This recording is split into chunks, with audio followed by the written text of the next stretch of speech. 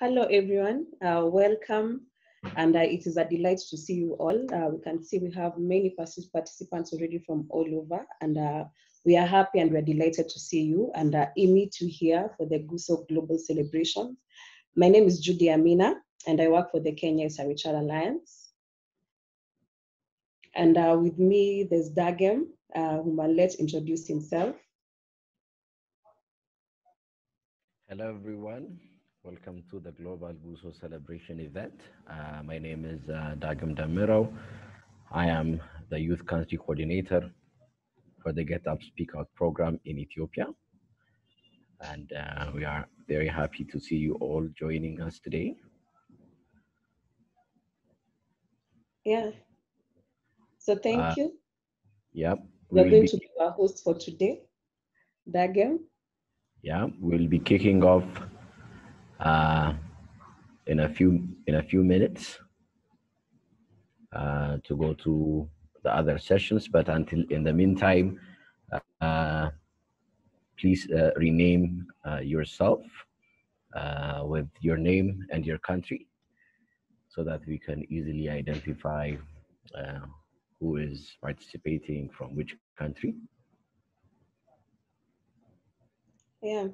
We'd like to know more about you and maybe just get to know more about each other. So just make sure you go to the three dots where you will see more.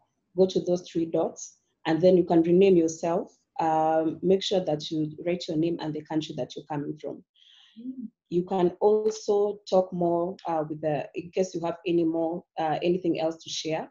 You can put it in the chat box. I will be sharing more also on the chat box in case of any more instructions or details for the sessions. If you're speaking, please remember to unmute yourself, but always keep yourselves unmuted. Sorry, always mute yourself. Only when you're speaking, you will be able to unmute yourself. Yeah, thank you, Judy. Um, we'll just like to share a few house rules for our sessions today. We can communicate with each other in the Zoom chat. And the sessions are being recorded. Please keep in mind that your camera is on. And also, please ensure your mic is muted when you're not speaking. Um, if you are speaking, please remember to limit the background noise as much as possible. And if you have to leave early, please say goodbye in the chat so that we know that you have left. And you'll find the social media hashtags highlighted in the chat box, which is Youth is More, Youth is Power, GUSO, Get Out, Speak Out. You can find them all in the chat boxes. Please share in your on all of your social media platforms. And then, so thank you so much, Dagem. So we'll be engaging on social media, and please make sure that you use the hashtags that Dagem has shared.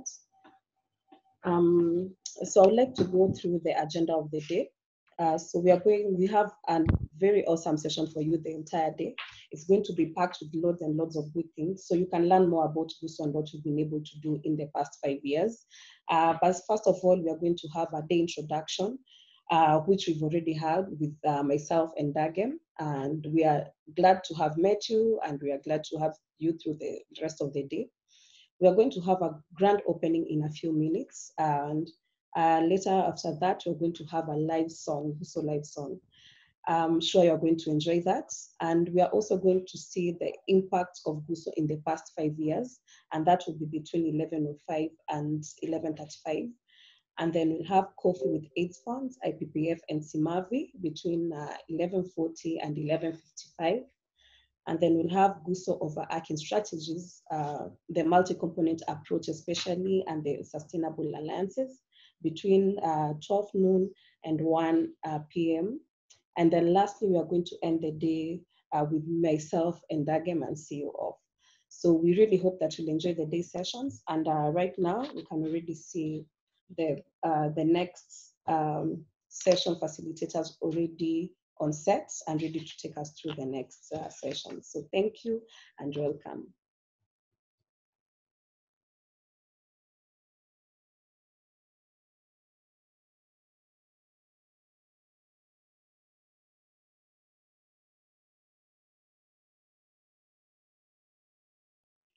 So if you're just joining right now, please remember to just rename yourself rename yourself in the three dots at the bottom, written more. Just rename yourself with your country and your name.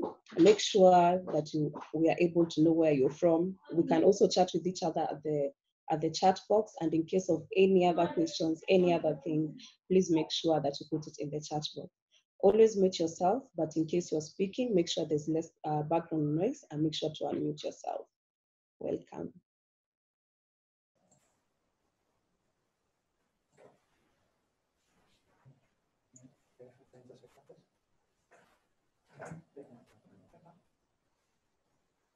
Yes, we're rolling. I guess we're rolling. Good morning, everyone. Welcome to those watching from Indonesia and Pakistan. Good afternoon. My name is Shishani, and I'll be your host for this session today. Today, we are live from all over the world with guests from all GUSO countries, and we're celebrating 5 years of this special program. GUSO stands for Sexual Health and Rights, and it's a program that is implemented in 7 countries in Asia and in Africa. GUSO, the word literally means get up, speak out. And it's focused on the youth, and it's the youth leading towards change. Now today, during this live show, we'll be sharing the highlights of the past 5 years with you. We'll also share the results and the learnings, what we've learned in these 5 years, but we'll also be celebrating these beautiful memories that have been created in these past 5 years. So please stick around because we'll have special guests. There's some surprises as well. To everybody who's logging in and just dribbling inside the chat right now, welcome. Lovely to have you here. Please also join the chat. If you have any comments, put them in the chat box. We'd love to know what you're thinking, what you're feeling. You can express yourself. We'd love to hear what you have to say about the celebration and about these past 5 years. We will now go and watch a video about GUSO to explain the program, and I'll see you right after that. So let's please go and watch the video together. Don't you think handing out condoms works? That everybody has access to them? Then how come still 40% of all pregnancies worldwide are unwanted? Just handing somebody something, showing them how it works, and expecting them to use and believe in it is not enough. You need to be part of the culture, the young people, to make them understand why this is really important. To get up and speak out, we need to connect. To reach young people, you need young people like us, who understand the culture, who grew up in that culture. Access to basic rights is not just convenient in achieving this goal, it's crucial. But did you know that over 1 billion of us don't have access to these basic rights? We want to get up, speak out, and we can. We already do. Get Up, Speak Out brings together more than 50 organizations globally to fight for our basic rights. They train healthcare providers, educators, and do research, and all of this by focusing on the importance of reproductive health and rights for everybody. And it's working. In 7 different countries, alliances have come together to improve sexual and reproductive health and rights. These alliances are created for young people, but more importantly, also with young people. We decide what we need. Young people are involved at all levels, from the setup of the program and in the decision-making process. In health centers, schools, and community centers, not only young people, but also parents, caretakers, teachers, and community leaders play a part in this. Connecting, sharing, and inspiring each other. Only this way we can really motivate each other to get up, speak out for our reproductive health and rights, and be the change of tomorrow.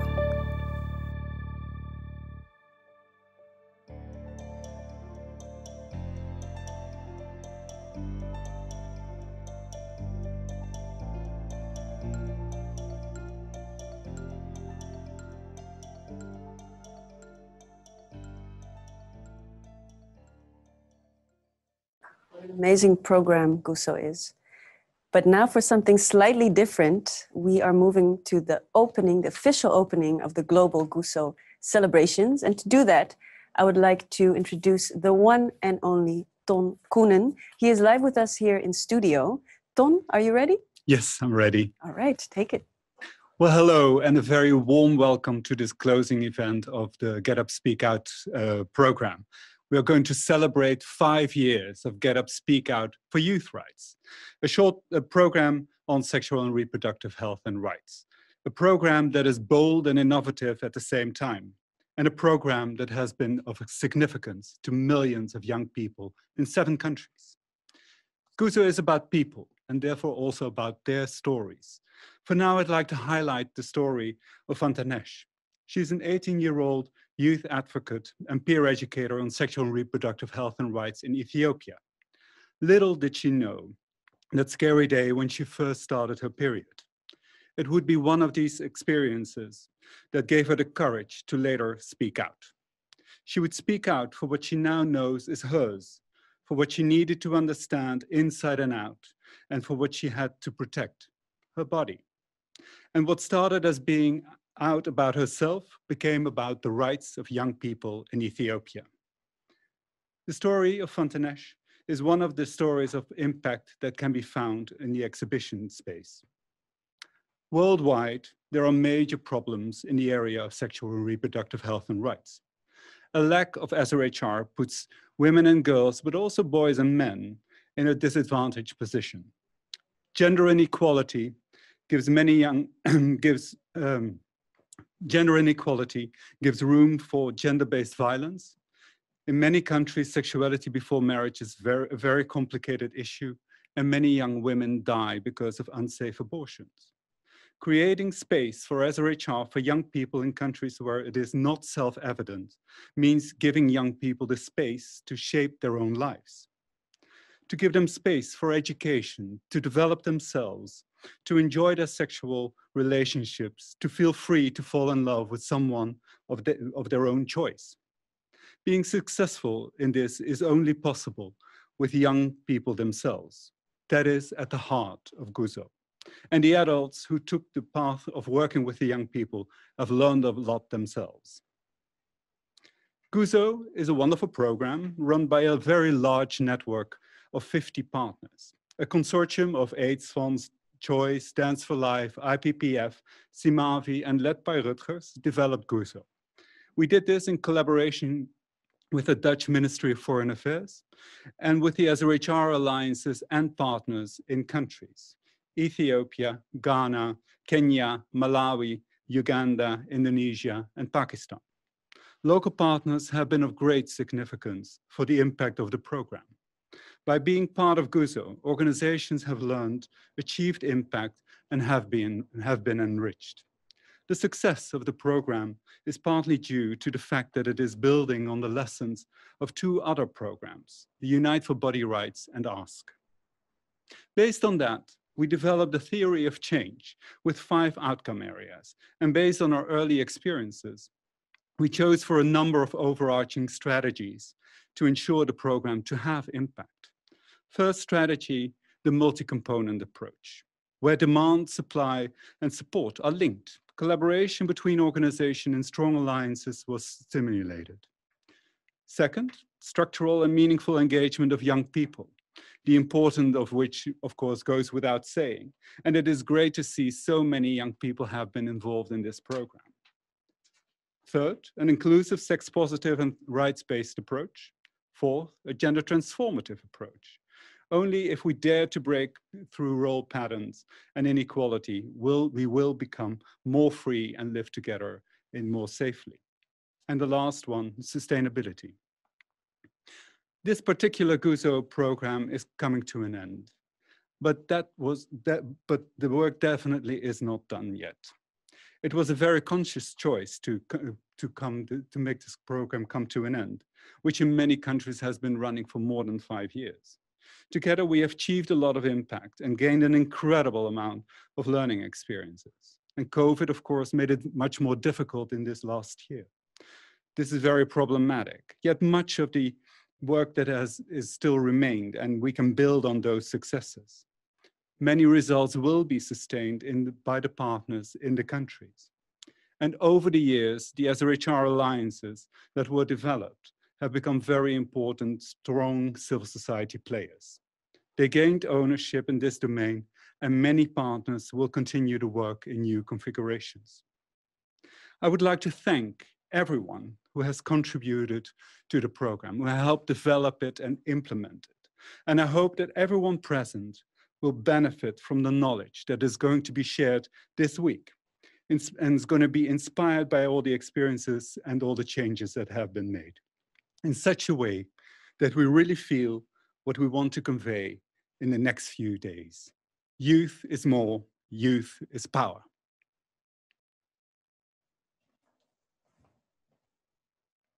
Thank you, Ton, for also sharing the story of Antonesh and the importance of the GUSO program. Yes, we're back on camera. So now we're moving over to the closing ceremonies. The last weeks in all GUSO countries, there have been closing ceremonies to celebrate the success of these past 5 years. You probably have been part of these celebrations. So there's a video about these celebrations. Let's go and watch it.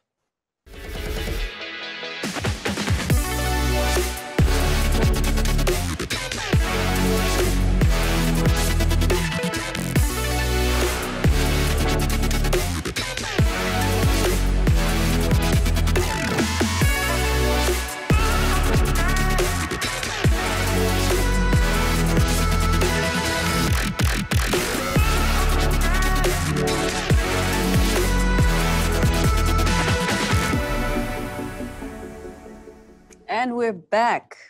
I'm going to introduce a special guest. Her name is Precious. Welcome, please, to the studio. I know everybody here knows her. They lit up once you came into the room. How are you, Precious? I'm fine, thank you. Yeah, how was your morning? Yeah, very cold, but...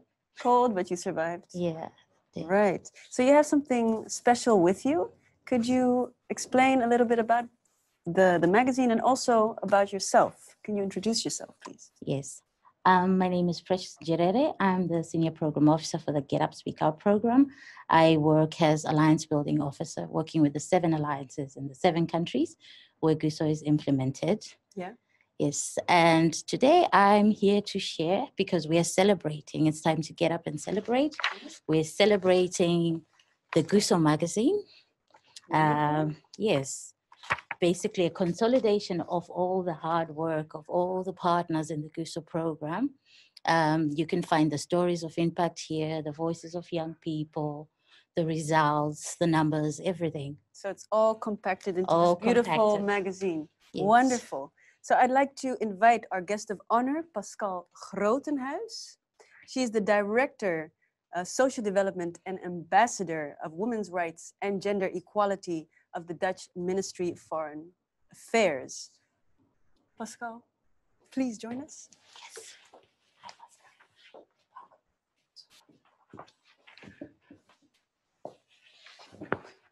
Hi, Pascal. Hi, Precious. Thank you so much. Yes, we're so happy to have you here because we have something special we would like to share with you. So on behalf of all the partners involved in the GUSO program, we would like to share with you the very first copy of the GUSO magazine. Oh, wow. It contains all the stories of impact, the results, the partners, the young people we've worked with in the 5 years. And we'd like you to give you the very first copy as we Well, thank you so much. I'm really looking forward to starting reading this and to see some familiar faces already. Thank you very much. I think it's an inspiration to all of us, and it's very good that you combined everything in a magazine so that we can actually reread it over and over. So thank you very much, Precious. You're welcome. Precious, thank you so much. Thank you, Shoshana. And Pascal, I would like to ask some questions so you can just stay seated. Thank you very much. How are you doing? I'm very good, thank you very much. Yeah? Yeah. And how does it feel to be at this celebration of 5 years GUSO? Yeah, it's lovely. It's we were just talking about it. It's always nice to see when a program ends and what the results have been made, and yeah, to it's look back on the process. Absolutely. Yeah. Lovely. So I have a few questions Yes, here on please the go ahead. cards that I will ask you so that I don't forget anything important. Could you explain, especially for the young people who are listening now, why the attention for sexual health and rights has been such an important element of the Dutch international development policy? It's a good question. I think the attention is very important because we believe that sexual and reproductive health and rights is crucial to achieve sustainable economic development. It's also crucial to achieve gender equality and well-being of girls and women. So for us, it's instrumental to achieve so many other very important things. Basically the fundament. Yeah. Yeah. And that's why it's so important for us. And also it's a human right. And in these times, it's not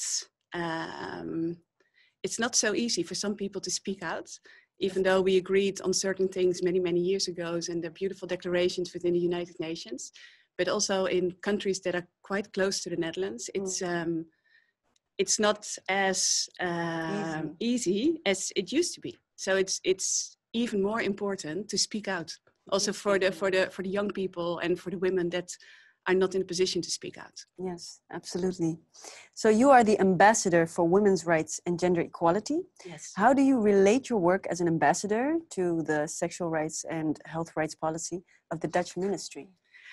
Well, the thing is, I'm both the ambassador for women's rights and gender equality, but also the director for the department that works on the programs on sexual rights and reproductive rights. So we are the lead on the diplomacy on this topic, but also on the programs within the United Nations and our embassies. So for me, it's so interlinked. We cannot achieve women's rights or we cannot achieve gender equality if we do not invest in sexual rights and sexual health. So for me, it's very intertwined, and the programs that we have, like GUSO, but also our programs at the embassy, inspire me to work even more on gender equality. So for me, it's all very interlinked. Yeah, it's all connected. Yes, in that sense. One cannot go without the other. Definitely. Yeah. Then another question: in what way has the GUSO program been supportive to the Dutch SRHR policy? I think very. I think we all have the same agenda. I think we want girls and women to have their own choices about their body, about their health, when and whether they want to have children, how many children, with whom, and with whom they want to marry. And a program like GUSO, who invests in educators, in comprehensive sex education, in providing information for young people, is crucial, because without the information, you cannot make the choices. So for us, it's instrumental. And one of the other things that I find really, really important as well is that the raising awareness that the GUSO program did amongst young people, but also amongst the teachers and the parents. And so it becomes a topic that you can talk about, even though in many countries it's not easy, but it's really important. Yeah.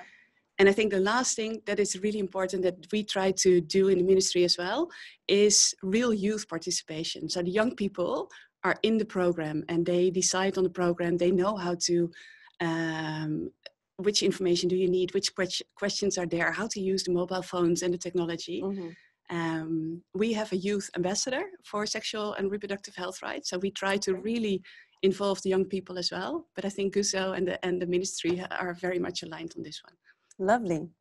What has, in your opinion, been the most successful element of this GUSO program? Oh, that's tricky, because there's so many countries and so many examples. Yeah. What I find personally really important is the youth participation, the real youth participation. So to have the young people for whom this program actually is at the core of the program. And you don't see that often because it's mainly older generation thinking that they know what young people want. So I think for the yes, and then maybe sometimes inviting them to a conference to see if they're right. But this is really into the core. So I find that really important, and I find it really inspiring as well that it empowers young people not only on this field but also on how to work on decision-making processes, how an organization works, and what role they can play and what power they have. So for me, that was really inspirational, and I think that goes across the boards for all the countries. But also the legacy that the program leaves. So I think from the beginning, this program really invested in financial planning, in new what will come after this round. So it's really rooted into the alliances in the country, and that's why it's sustainable. And that's why I'm pretty convinced that it will go on even after this program. So I think that's something that the program can be really proud of as well. Yeah, yeah. Sounds amazing. Yeah. Are there any things that you found challenging, or now after these 5 years of the program, you think, okay, we could have done that better? I find it complicated. I think COVID is making things complicated for everybody.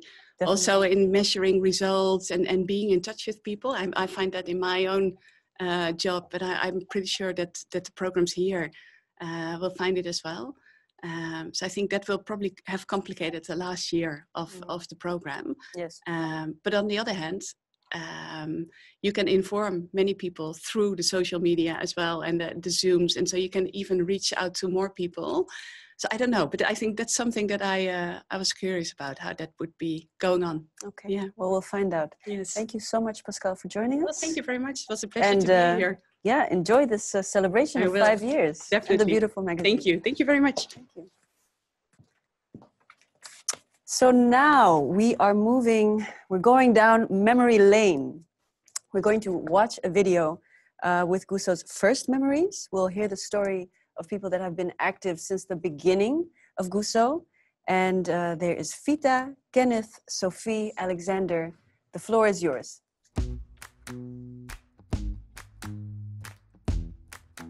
A lovely memory from the start of the project was when I joined the initial workshop with the Pakistan team in Dubai.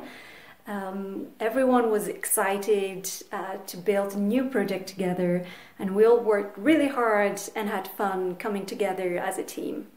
It was at the kick-off workshop, the first time I got to meet the faces of GUSO Indonesia.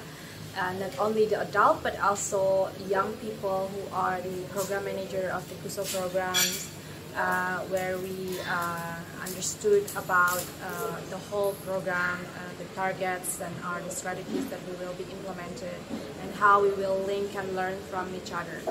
From the start of the GUSO program, I felt hope for young people's sexual and reproductive health, and a great opportunity to reduce teenage pregnancies and school dropout rates in communities.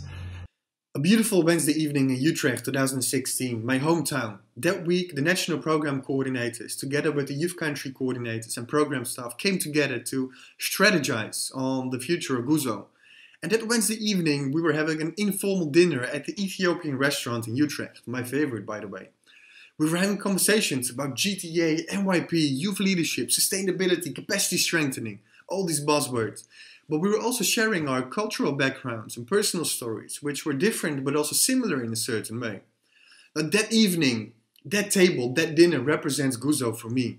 The youth-adult partnerships of the youth country coordinators working together with the national program coordinators, the young people and the adults sitting around that table, working in the GUSO program to build a better future for young people. 'Cause when you're around, I know it's true, the way you make me feel is so... Personally, GUSO means relieving young people of life shackles and providing an opportunity for empowerment to live successful lives. I really believe that this is what GUSO has delivered to young people in Ghana and has contributed to securing a healthy future for Ghana. I actually, looking back of the old version of myself, where I was still a young person, and I learned to speak out about sexual and reproductive health and rights. So GUSO is actually creating these pathways in more systematic way, in more effective ways, and how to create champions, youth champions that are able to, speak out about their SRHR and to really take actions. The different expertise and the different backgrounds of the individuals that for me represent the multi-component approach, which was so important for the Get Up Speak Out program to make it so successful. And it also represents the big family of GUSO for me, because we have grown as individuals working on the GUSO program within all the countries, but also the individuals who transitioned and new people came on board. The family has grown significantly in these 5 years. To me, GUSO has been like a second family where you may not always agree with each other, but you always support each other and you grow and learn together. The sun is shining 24/7, 'cause when we're together, Well, at the end of the GUSO program, of course, I feel so proud of our all achievements in the country level, also the partner achievements, but also feel very happy to see the faces of young people that we have been together work with, and then they are now empowered to continue the legacy of GUSO program in all 5 different areas in Indonesia. But also sad because I have to say goodbyes in professional way to these good people working in the GUSO program. But of course, like always, we can continue what we are doing now, especially with the government support, I'm sure. And I also hope that the best practices that we have created in the GUSO program can be replicated in more areas in Indonesia, so more young people can really get the benefit of the GUSO intervention. And just like families do not cease to exist, I think it is very important for after GUSO to keep in touch with each other and to make use of each other's expertise and each other's constituencies and networks. I mean, the global is a big village and we are those villages, the GUSO villagers. And therefore, I would like to invite everybody to keep in touch with each other and build upon each other's work, experience, beliefs, opinions, thoughts, ideas, and to stay close to each other. Indeed, it is worth celebrating GUSO as it comes to a close. But it brings me mixed feelings. While I am very happy and proud of the life enhancement skills and tools GUSO has provided to several and different young people to realize their life ambitions, I also feel very sad that many more young people in different locations in Ghana have not had the opportunity to experience GUSO. I wish GUSO was everywhere in Ghana for every young person, no matter where he or she lived. And today, as the project comes to an end, I'm feeling a little nostalgic, but mostly proud of what we have achieved.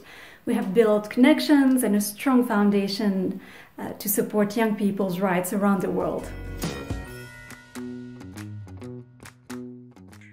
We are now moving over to a live conversation with Judy from Kenya.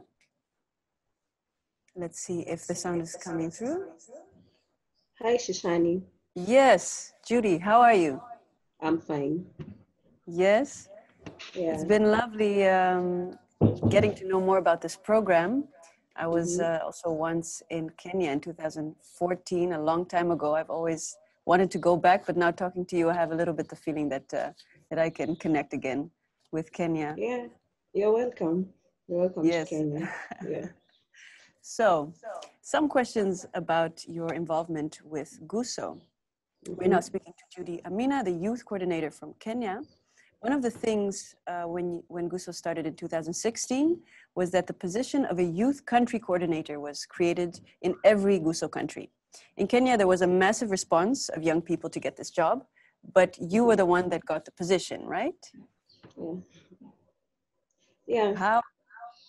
How was that for you?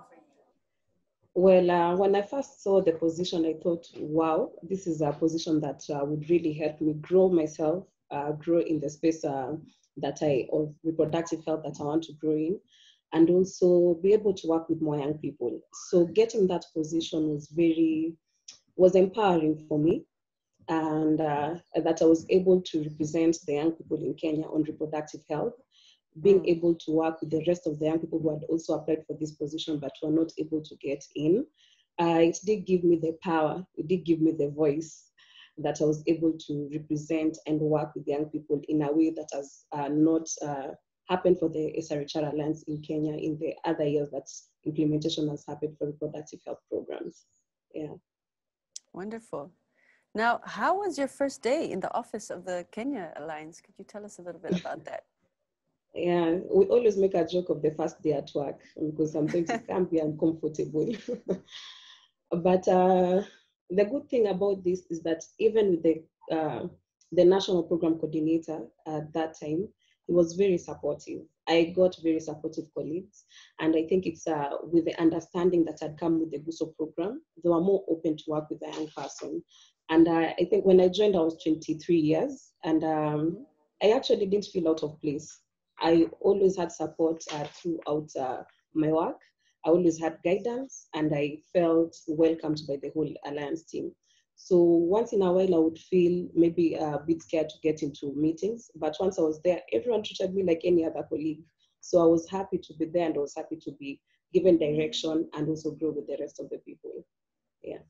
Amazing. Now, you work closely with the national coordinator on the overall coordination of GUSO in Kenya. How is it to work in such a youth-adult relationship? Well, it's actually a great opportunity. So I do work very closely with my colleagues, mostly the national program coordinator, and we do have others, one more who's also the monitoring officer, who's also an adult. And I think initially what my thought was, I thought that maybe it would be difficult for me to be able to put through my thoughts and my opinions. But it's been surprisingly very supportive and very easy to work with the adults in my organization. So the thing that I've seen that has worked is that we've had meetings every week on what we are supposed to do throughout maybe the week and the next coming week.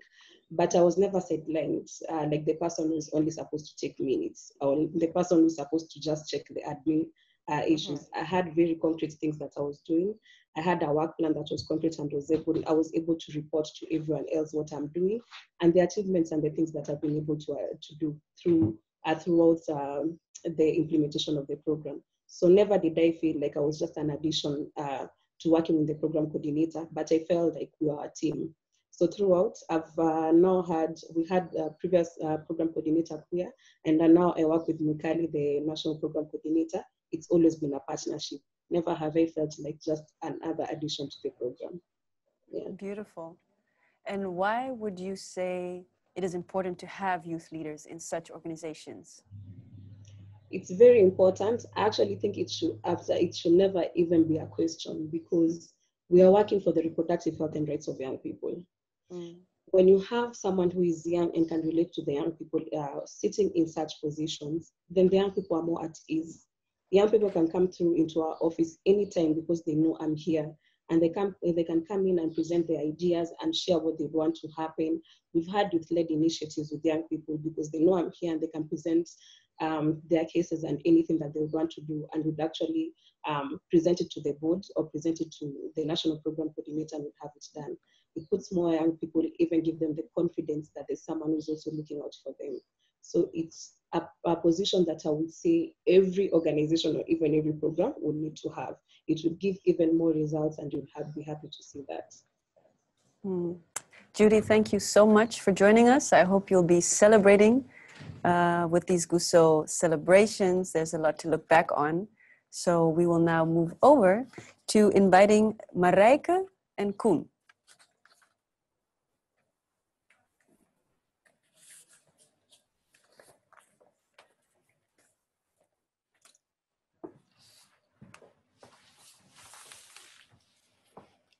So, good morning to all of you. Here we are at the end of GUSO, and I'm sitting here with Koen Beum, whom a lot of you will know. Koen, yes, 5 years ago, we're going also to have some memories, a kind of memory lane between the two of us. You were there already 5 years ago in Dance for Life, your first steps into GUSO. Can you tell me a bit more about how was it? My first steps into GUSO, I think, 5 years ago, you're right.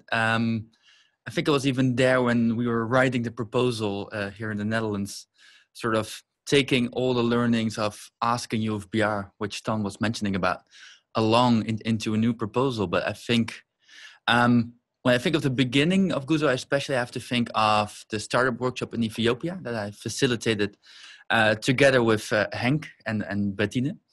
And really sort of seeing then the program come to life and to see all the different Ethiopian partners working together and sort of figuring out okay, which kind of part shall I play in this GUSO program, and how can we together sort of bring the fear of change come to life and really accomplish something here. Yeah. I think that was very inspiring to be at that moment. Yeah. And I'm actually also curious to hear from you, actually, because you were there, of course, also at the beginning in a leading role as GUSO program manager. So what was your ambition, actually, when you started? Yes, well, when this all started? Yeah, my ambition, I was program manager at the time, and my ambition was really that it would be the best program ever for young people. We already had UFBR, the Unite for Body Rights program. We had the ASK program.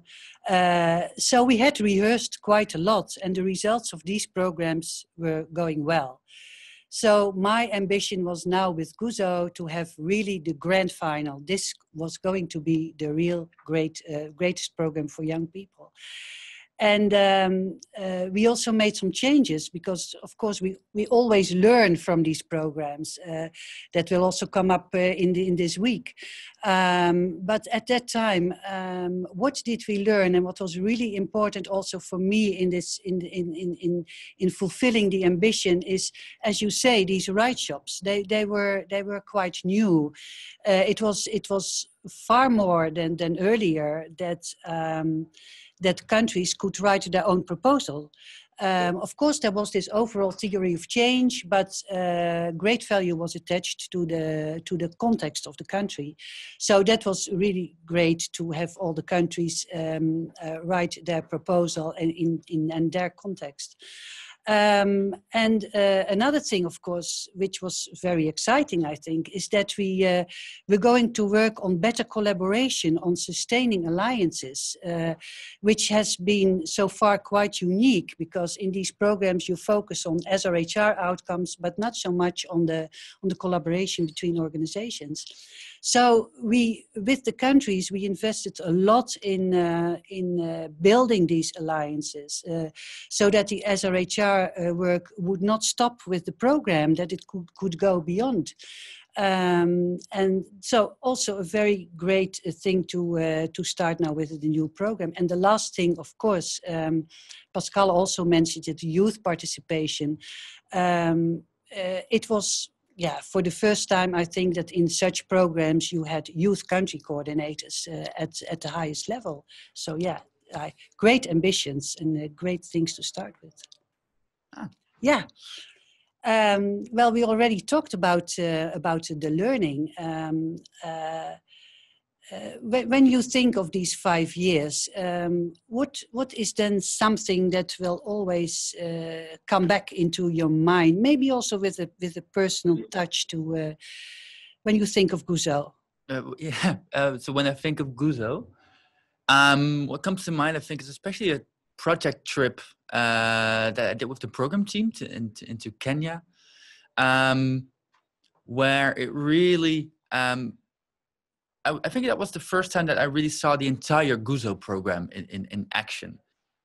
And it was really something amazing to see, to see all those different organizations in Kisumu that was actually working together, but at the same time, each playing to its own strength. So each organization was really okay, this is what I'm best at, and the other organization is better at doing that. And together we have built this program that really targets young people and empowers young people to make safe sexual choices and to go for services, but also to advocate for better rights. Yeah. And to see all those components in action and actually coming together, I think that was really aspiring to see, but also it was one of the learnings is that it's so important to work with the right partners, and that from the beginning you really have to sit together and together build that alliance and know what you're good at, but also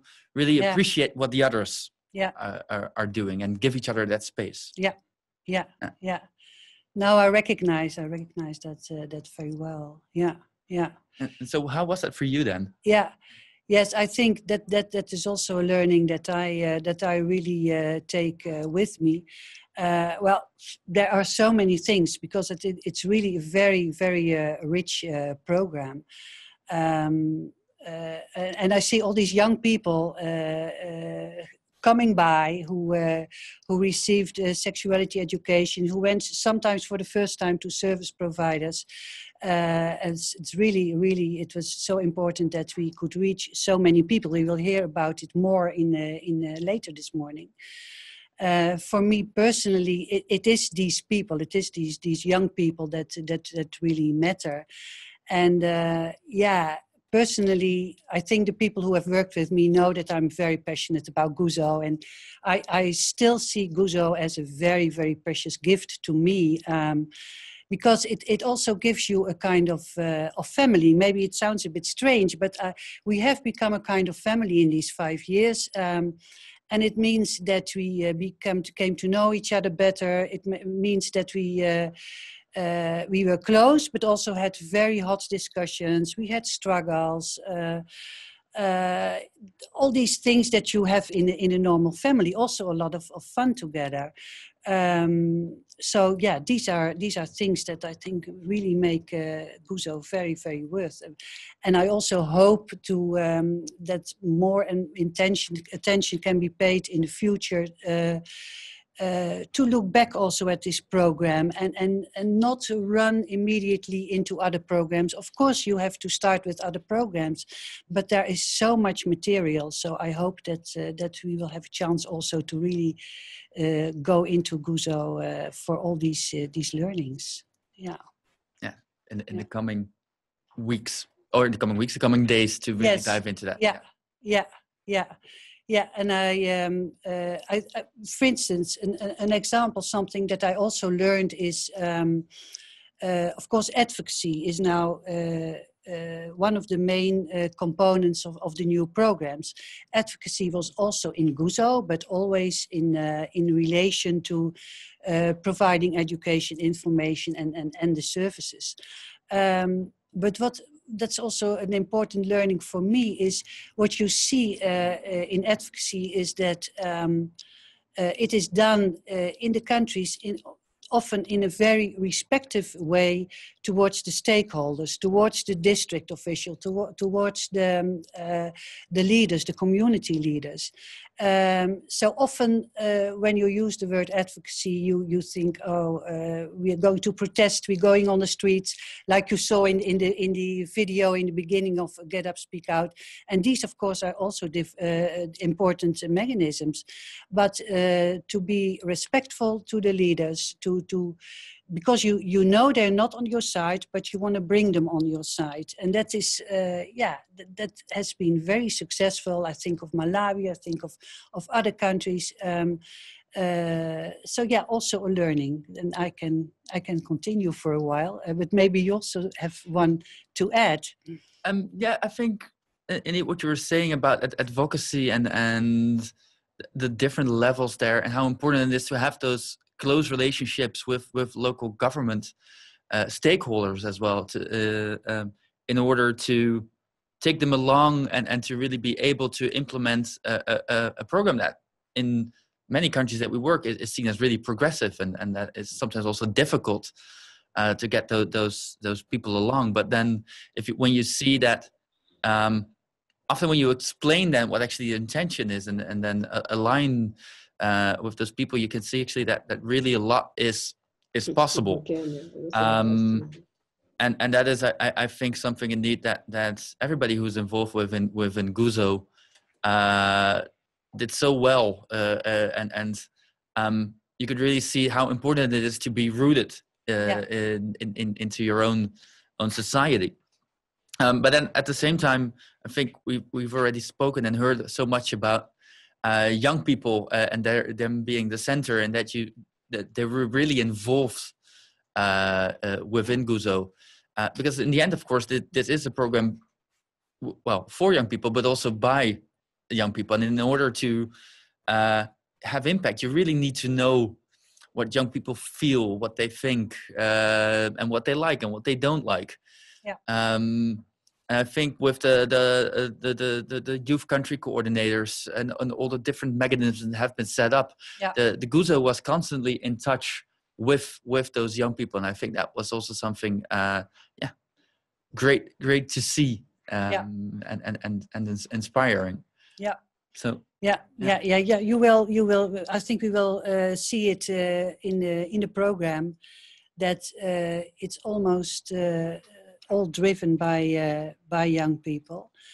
But I think a special thing that also came up in GUSO is young people in the lead, yes, but also working on youth-adult partnerships, which is, I haven't seen it so strongly expressed in other programs as in GUSO, because, well, we as I explained in the beginning, we had this new thing of youth coordinators at the highest level. But they worked together with the national coordinators, adults, because I think not only young people can be inspiring, adults in this program can also be very inspiring. So we saw quite a lot of good examples from adults working in a youth-adult relationship with young people. And of course, that has a great advantage because young people can get new experiences, but don't forget that adults will also get new experience of how it is to do it in such a way. So I think, and it also helps, of course, to sustain it. Yeah. And is there also, when you think of it, when you think of it, sort of personal memories, is there some memory that comes to mind when you think back on GUSO? Yeah, then I think, well, I think for all of us, the visits are from here, from Utrecht, from the Netherlands to the countries are the most important. And yeah, then I have very many personal memories of just having talks, being part of focus discussions, visiting sometimes girls in very difficult circumstances. I've been to Afar in Ethiopia, which was also very impressive. But I've also been to Ghana and other countries. It is the field visits that really come across my mind when I think of this. But I think we have to end our conversation. We can continue for hours, as you may have heard. But yes, this is memory lane. But we are also going to pay attention to the present and probably also to the future this week. So, okay. We just had some technical difficulties with the movie about memory lane with the different people speaking. So we're just going to try and see if we can start that video again with sound this time.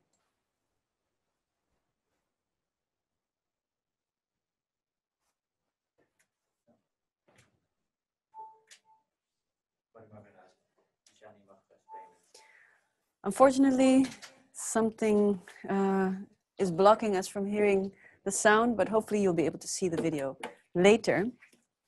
Now, I'm standing here also as a musician. Something that I do actually more often is create music, perform music. So when my good friend Jerry asked me if I wanted to perform a song during this event, of course I said yes. I'll be sharing a song which is very dear to me, and I'll also explain why. Now, the title of the song is Minority. And thinking about youth and young people growing up in different countries, it's already quite a task and quite a challenge figuring out who you are, finding your identity, getting to know your body, getting to know your sexuality, getting to know just who you are and how you move in this world and what you want to be doing.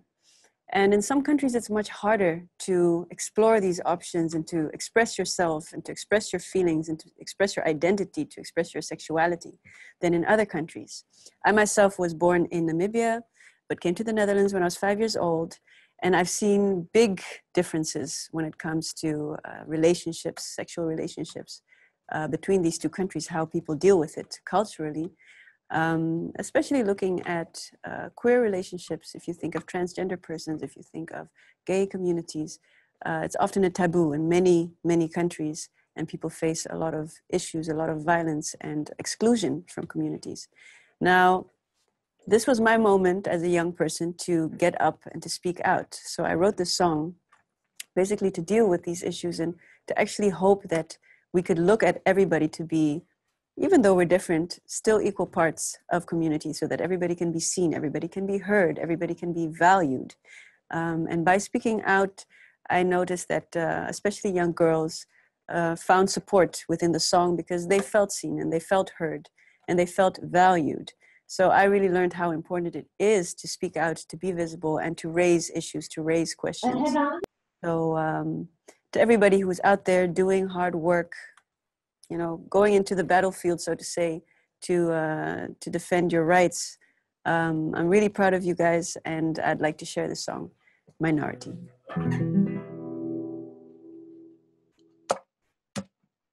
You got rules telling me what to do. Is there anybody checking up on you? Well, I am no fool. I do what I've got to do. Many have died for freedom of mind, for the freedom of truth.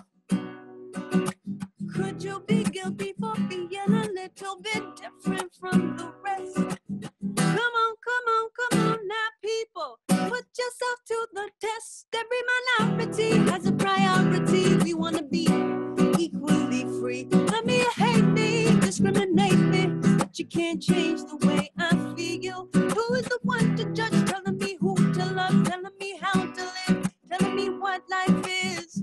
Oh, how you're mistreating me. I said, oh, how you're mistreating me. And oh, no, no, no, no. Oh, no, no, no, no, no, no, no. This ain't the way. Oh, oh, oh, no. Oh, no, no, no, no, no, no.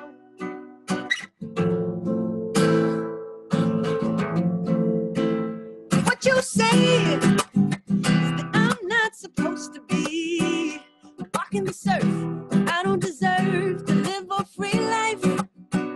I know I've so much to give to you. I feel no shame despite your claim, cause my love is real. Could you be guilty for being a little bit different from the rest? No. Come on, come on, come on now, people. Put yourself to the test. Every minority has a priority. We want to be equally free. Let me hate me, discriminate me, but you can't change the way I feel. Who is the one to judge? Telling me who to love, telling me how to live, telling me what life is. Oh, how you're mistreating me. I said, oh, how you're mistreating me. And no, no, no, no, no. Oh, no, no, no, no, no, no, no. This ain't the way. Oh, oh, oh, oh, no. No, no, no. Oh, no, no, no, no, no.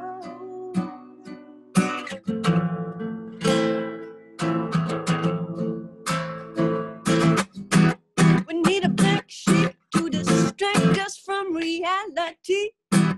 Point your finger at me. I bet that makes it easy. We need to realize where the true problem lies. It ain't who you are, but the size of your mind.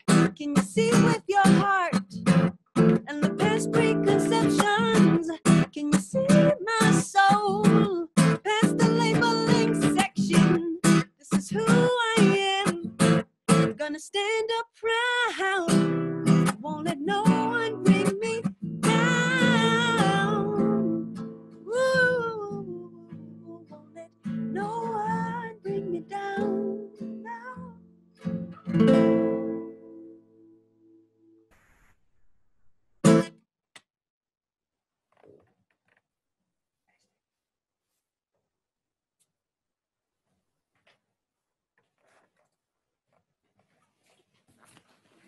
There we go.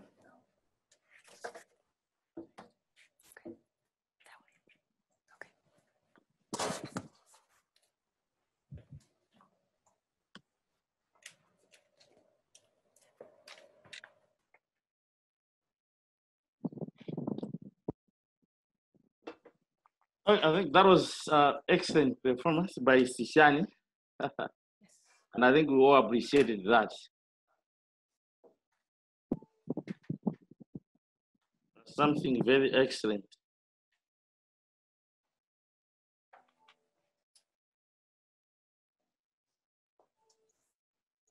So I think we are about to share some results. I think we're live, yes. Hastings, how are you? Good, good, good. How are you? That was excellent. Sishan, can you get me? Okay, now I hear you. Okay. That was excellent performance. Thank you so much. Sure. I'm looking forward to your presentation. I think you're going to share something with us. Yeah. Great. So maybe wait for the animation of the results. Then I'll take it from there. Okay. Is there a... Oh, no, there is a presentation that you have, and I think we have to go straight into it. Okay. Thank you very much. So I think what I have here is to share the results from Malawi.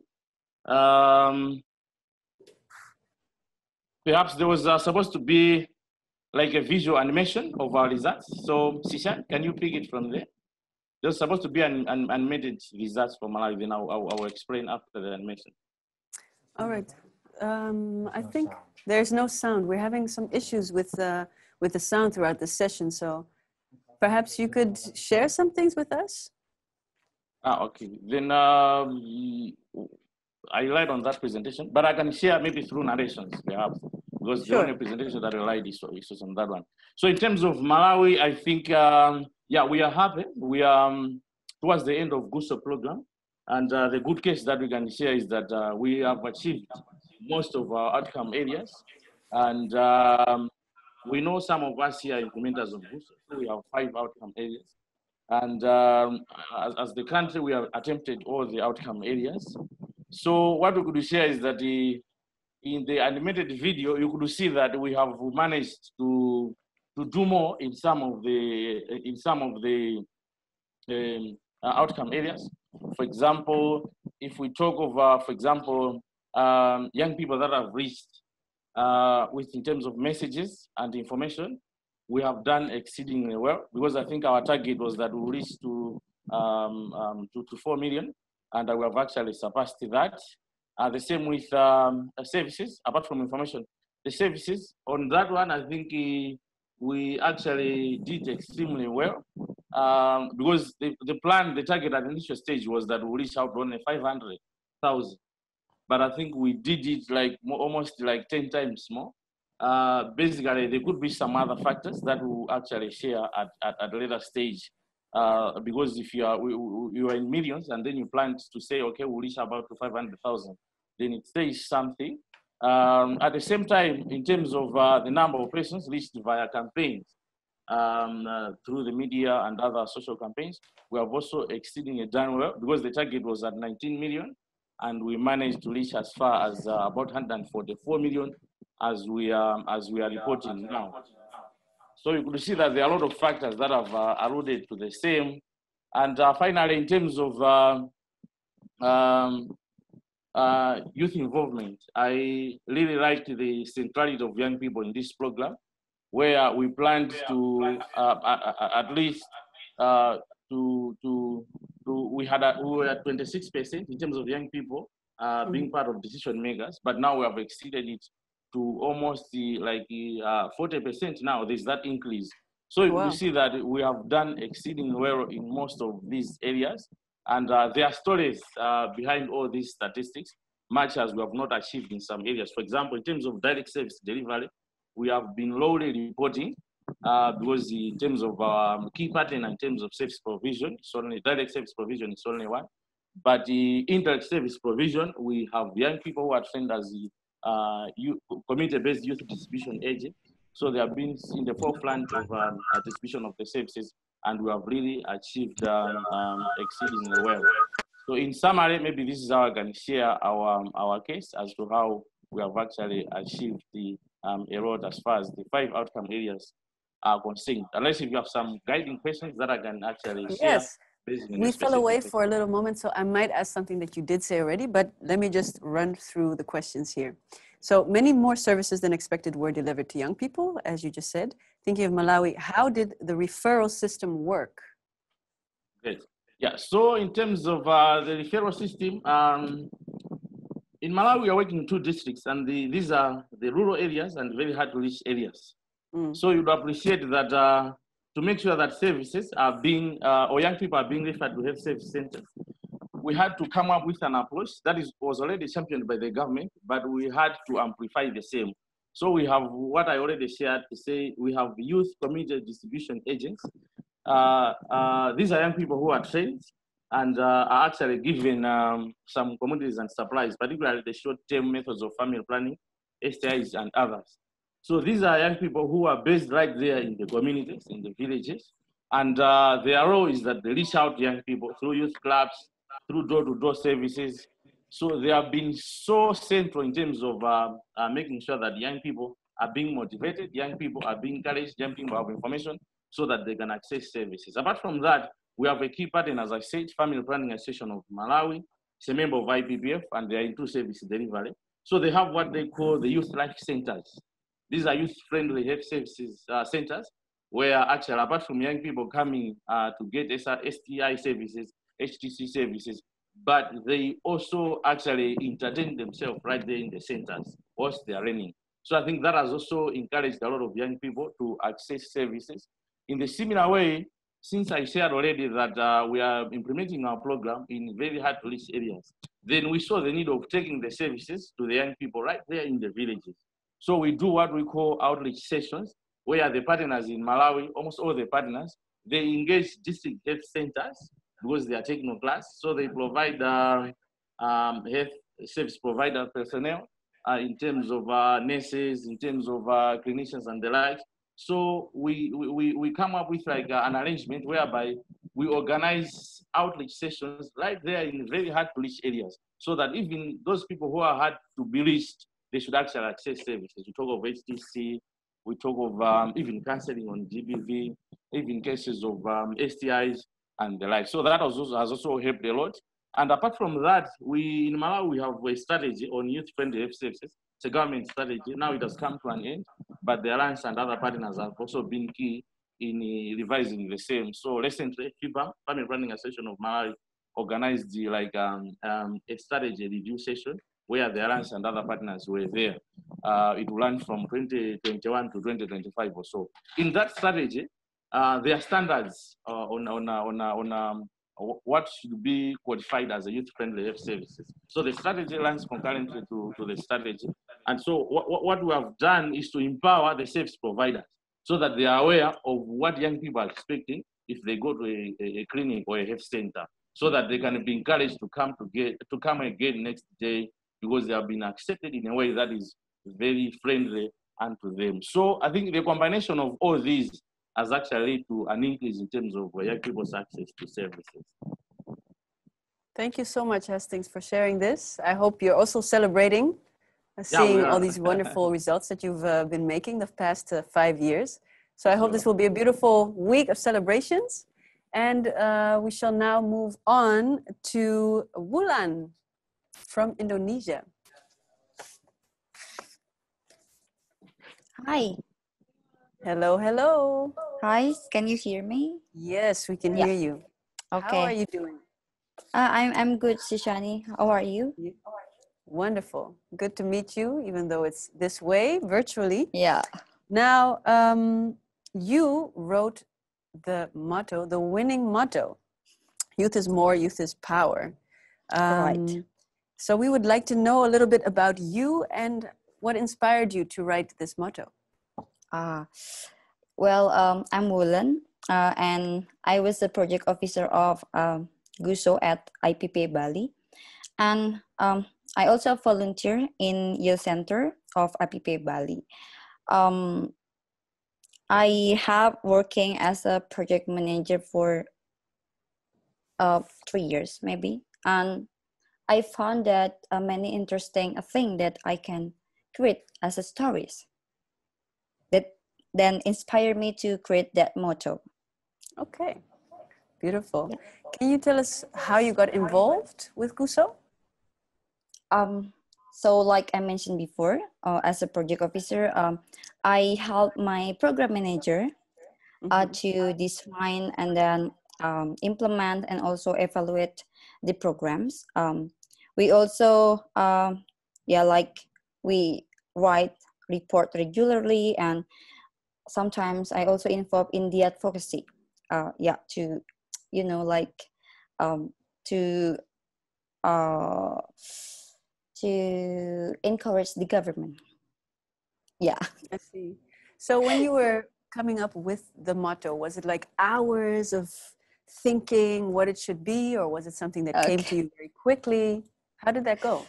Yeah, actually it's interesting and a funny moments because actually I didn't need much time to write that.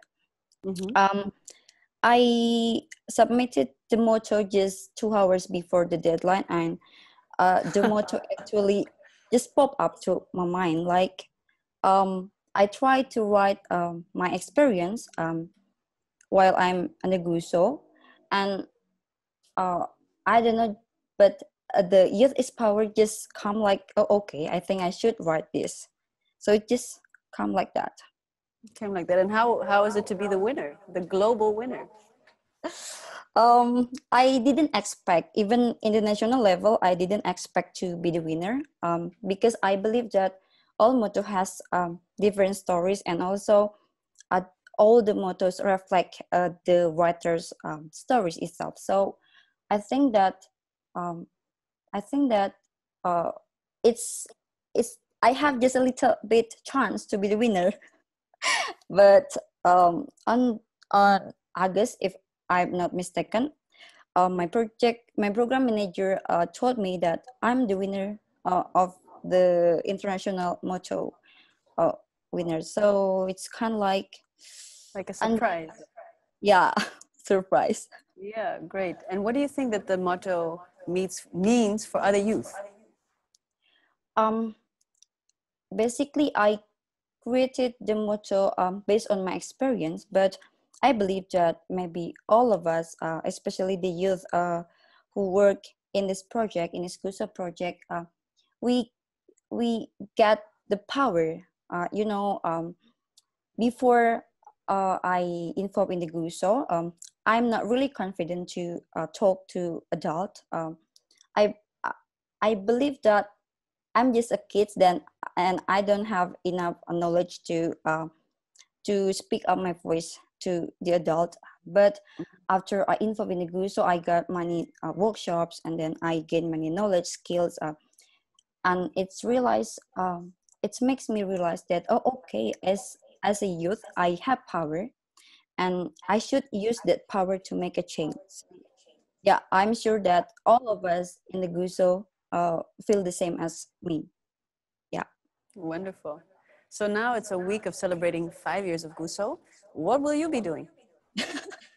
I think that I will try to spare my time to join all these sessions for this session. So yeah, looking forward to it. Well, wonderful. I hope you have a great time. It was nice to talk to you, nice to meet you. And I wish you all the best with all your work. Okay, thank you so much, day. Shani. Yeah, Bye-bye. thank you so much. Bye-bye. So now, Ton and Pascal are back in studio live with us, and they will be opening the GUSO exhibition. Yes, there's an exhibition. GUSO developed an online space, excuse me, to show all results, where you can find all the research and other important documents that every country has its own room. This exhibition will stay all year, and it can be used to showcase the great results of the GUSO program. Are you ready to open the exhibition? I think we are. Well, please take it away.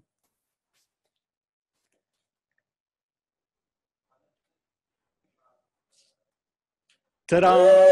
There we go. Lovely. So now let's watch a video for a tour of the exhibition. What we'll show you a little bit, because there are some issues with the audio, is what the video actually, what the digital space actually means. And Tom is gonna guide us through it. I think. Shall we go to Ethiopia? Yeah. This is the space for Ethiopia. It's a bit more white than you know Ethiopia looks like, but when we dive into it, I'm sure we will see more of Ethiopia itself. Thank you. There will be, of course, well, I've talked about the Fontanesh story before, and I think it's good that we have personal stories that we can actually see. And Tom, can you show us a little bit about the projects, what we see there?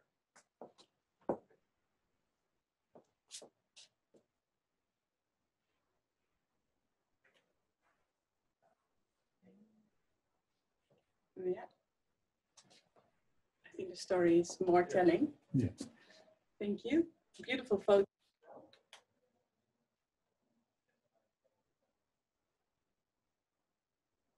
And very inspirational to everybody who wants to be inspired by what young people can achieve. Okay, and if we go and look for other countries, of course, there's 7 countries in the program. For example, Indonesia. Can you show us Indonesia, what we see there? And yeah, and Kenya. But we're on our way to Indonesia. There is Indonesia. And I think also here we see the projects and specific results from Indonesia, and very likely also personal story, Ika's story. And I think in this way, very cheerful picture. And I think in this way, it's a very good way to actually get a sense on what the program is. And I think it's also very long lasting, as we can see what the results are. So I think would be good if everyone visits and at your own time and sort of see what GUSO actually achieved in the 7 countries. So thank you, Pascal. Thank you, Ton and Pascal, for sharing that with us. You can find the exhibition on getupspeakout.org and click on exposition, and you'll be able to find all the information. I also hope that the videos that didn't work during the session might be available there. I'm sure that the team will be working on making them available for you, so you can also look them back.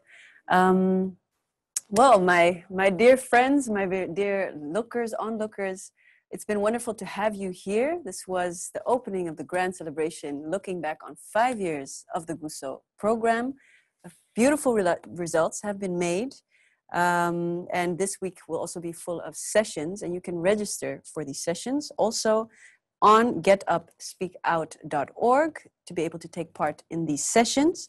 I would like to thank you all. It's been amazing being here, the whole team that you don't see right now, but there's a room full of people filming and trying to make this happen so that we can still connect from all over the world. So I'd like to thank you. My name is Shishani, and Judy and Dagan, please take over. All the best. And remember to get up and speak out. Goodbye.